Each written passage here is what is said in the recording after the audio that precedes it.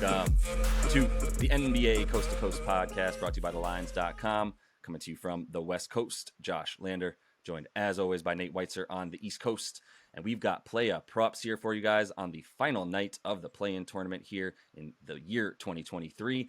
We are going to be moving on to a couple player props each in this one. We've also got our best bets video up, so make sure to check that out as well. Like and subscribe and continue to follow along with us all postseason. Also head to thelines.com. We're putting up the picks on the site these days. Plenty of other great content on there as well as we roll along in the playoffs. And we have the odds finder tool on there that you can use to make sure you're shopping these player props and lines to the best of your ability across these U.S. sports books. Nate, let's go ahead and actually I'll let everyone know we had a really good night last night. We are going to start tracking these things a bit more for you, starting with the postseason for these player props and the record that we did have. Roughly 4-2 on the night, as I also kind of wanted to go under on Giddey's assist, which he missed, but we hit Vooch rebounds. He got over 10.5. Good call by Nate. Giddey crushed us, had 31 points alone, and I took the under on his points, rebounds, and assists and a half unit on the assists alone, so missed there. But we also hit Nate's bet of DeMar DeRozan, Pascal Siakam combining for 16 field goals. That was a nice bet there. And then a couple SGA bets from me that hit. He was the leading scorer in the game, as well as outscored Brandon Ingram by at least 2 points. So we got those bets as well. Like I said, up some pretty good units. We'll look to keep it going here. Nate, why don't you kick us off with your first NBA player prop for tonight? Yeah, I'm going back to the Vucevic with rebounds, but I'm also using this head-to-head prop that I like at DraftKings, where you can combine his boards and another guy, in this case Bam Adebayo, them to combine for 21 rebounds, minus 110 on DK. Look, this is expected to be a very scrappy game, 208 total. Both these teams are really slow-paced and really good with defensive rating, so you'd think, like, not that many rebounding opportunities, right?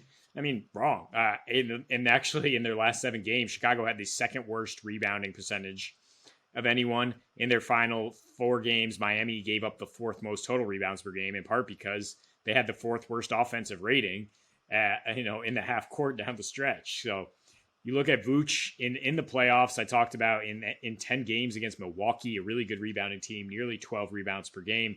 He got 12 against Toronto, and he's averaging 17 points and 12 boards in his last 4 against Miami in the regular season. Bam, his last 3 in the playoffs, last 3 seasons, 9.2 rebounds per game, along with 16.2 points. He was criticized. I mean, he only had 9 boards against Atlanta. Clint Capella got 21. So that's certainly a check if you're looking for Vooch to carry this tandem. But, I mean, he was criticized for not boarding as well as he could have, I guess. But at home on the season, he does average 9 boards. That's about where he should be. That's probably more on other guys who are getting out-hustled by Atlanta. And for Vooch, it's just like Chicago just doesn't have any other good rebounders, especially if they're going to like to play these 2 guards that are pesky like Beverly and Caruso. They really need that big center to clear for them, and he's been delivering. So I think between the 2 of them, they're definitely going to get you 21 rebounds. Yeah, no, I'm with it. I think Vooch is a really good bet. I know Bam has been struggling a little bit more in the rebound categories, but that definitely is it's a different animal than 7'1" Clint Capella for sure, where Bam definitely seems to struggle a bit more with those taller guys as well. So I think between the both of them, it's a pretty good bet that they're both going to get very, very close to 10 boards, and Vooch you can probably expect to get closer to like 12 that he normally averages against his team. So I'm going to move over to back to the well as well for me in terms of Shai Gilgeous-Alexander, but I'm going to get a little bit different with it in terms of talking about his points, rebounds, and assists to start, where he's got 43.5 tonight. I'm going under on that. You can get it at minus 104 on FanDuel. However, I also want to sprinkle a little bit there on him to get 35 points and the win. And I know that seems very risky, but I'll talk about the points, rebounds, and assists first. In 3 meetings with Minnesota, he did hit this prop 1 time, failed to do it the other 2. The common denominator, or that was lacking, I suppose, in the first game is that his center, Jalen with a Y, didn't play. He did have Jay Will, but Jay Will was still coming off the bench because Poku started in that game and played 24 minutes. So there was plenty of rebounds available for Shai in that game, which he did get a bunch of them, which is why he got over that prop. There were no Rudy Gobert. There was no Cat Karl Anthony Towns in that game either, which was a big reason that Shai was once again able to get like eight boards in that game that got him over this 43.5 points and rebounds and assists prop. This is a very, very high number. He's failed to record that many in 6 of his last 9 games. 2 of the games that he did record it in, one was against the Jazz, one was against the Pacers. No defense on either of those teams. And Minnesota, they are giving up the 4th most points to point guards. And that's why Shai has averaged 33 in 3 games against this team this season, including 35 in one of those. But they also are very good at limiting point guards in terms of assists and rebounds. They give up the 7th fewest assists per game to point guards and the 12th fewest rebounds on the season. So that's pretty impressive, I suppose. They just can't really stop you from scoring, but they can, sort of stop you from doing other stuff. And Shai is perfectly suited to get to the free throw line. Like he has 11 times per game in against them this season. We already talked about in the game video how many free throw attempts Minnesota allows, the 2nd most to their opponents on the season. So I think Shai going to the line and looking for his shot and continuing to score against a team that gives up a lot of points against them, against his position, is a really good bet. His points prop is at 33.5. Like I'm just going to get it to 35 because I already think the Thunder are more likely to win this game. So if you want to hit the points as well as more of a safe bet, I'm with it. But I'm only putting the 35 points and a win there on FanDuel because it's plus 340. So I'm really liking the 3.5 to 1 on my money for that. But I do think he goes under in the other categories. It's a thin line to thread for sure. 35 plus, but under 9 peripherals.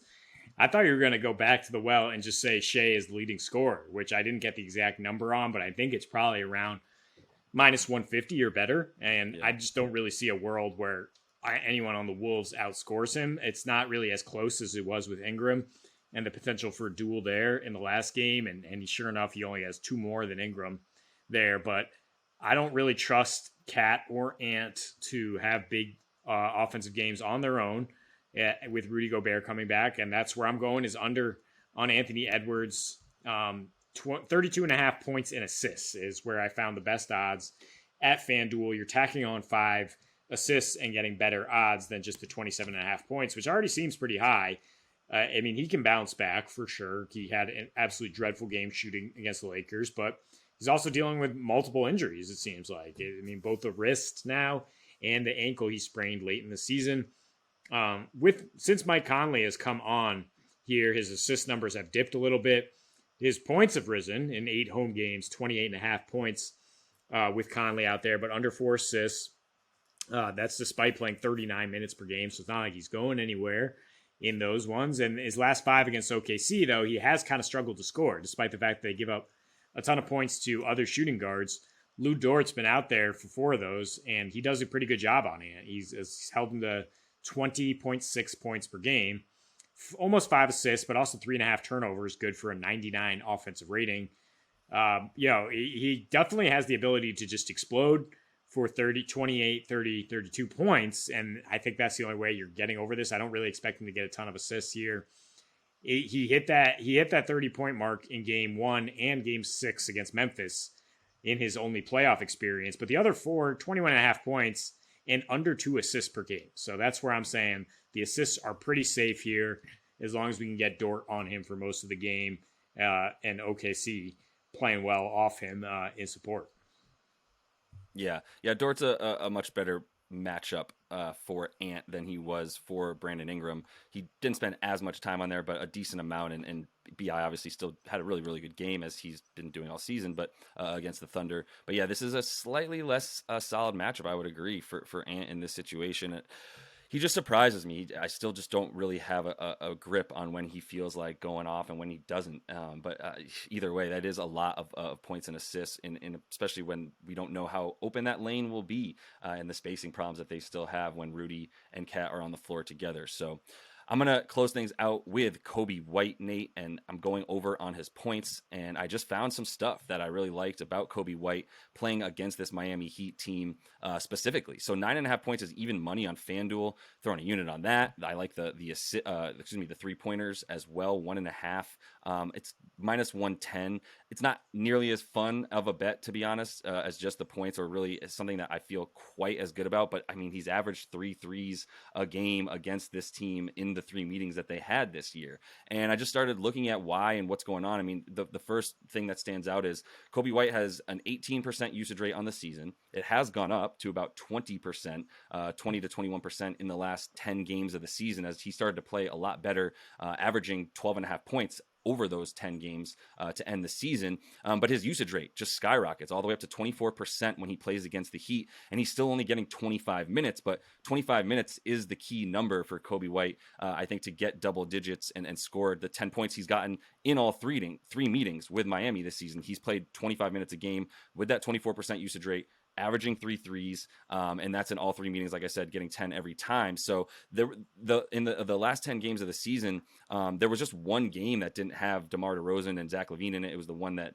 he played 42 minutes against the Mavs in a very high-scoring game where he had 24 points in that one, in those 42 minutes with a really, really high usage rate. But they need his defense against Miami. That's why he plays, or I'm sorry, they need his offense. They definitely don't need his defense against Miami, because Miami's not necessarily a team you need to make sure you have your best defensive squad out there for. I do think they'll have a lot of Pat Bev and Caruso out there as well, which obviously eats a little bit, but Coby White got 25 minutes in the last game, scored 9 points against a much better, not necessarily much better Raptors defense, but a team that really their wing players and their guards are the strength of their defense and what they want to limit. Still got 9 points, but he's just way more important against this team. In the last 10 games, he played 25 minutes 7 different times, and then a bunch fewer than that in the other 3 games. He averaged 15 points per game in the 7 games that he got the 25 plus minutes. And in the only game that he didn't get it, he still got 9 points. So he scored 10 at least in 6 of those 7 that he was getting the 25 minutes. And I think this is a good spot for him. Once again, Miami is a little bit more vulnerable and susceptible to giving up points from the shooting guard position, especially on their bench. Their bench is the 9th worst plus minus on the season. And as a team, Miami is also vulnerable from 3. That's where they're giving up a ton of points. The 3rd most made threes against them on the season, like 13.5. That's a lot. So just the bench that he's going to go up against in terms of Coby White and the lack of ability to guard the 3-point line for Miami, this is just it's got Coby White game written on it. Yeah, I was looking at him against Atlanta at just 9.5 points. Seems like an exploitable number for sure.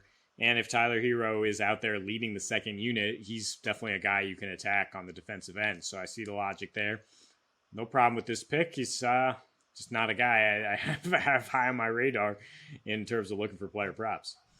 Totally. That's why I was really happy to just start looking at it and be like, oh, I like what I found. So that is all the time that we have for you guys, though, on these player props for Friday night. So make sure to like and subscribe to that page. Continue to follow along. We'll be back with you guys moving along in this postseason. And until we see you next, happy betting.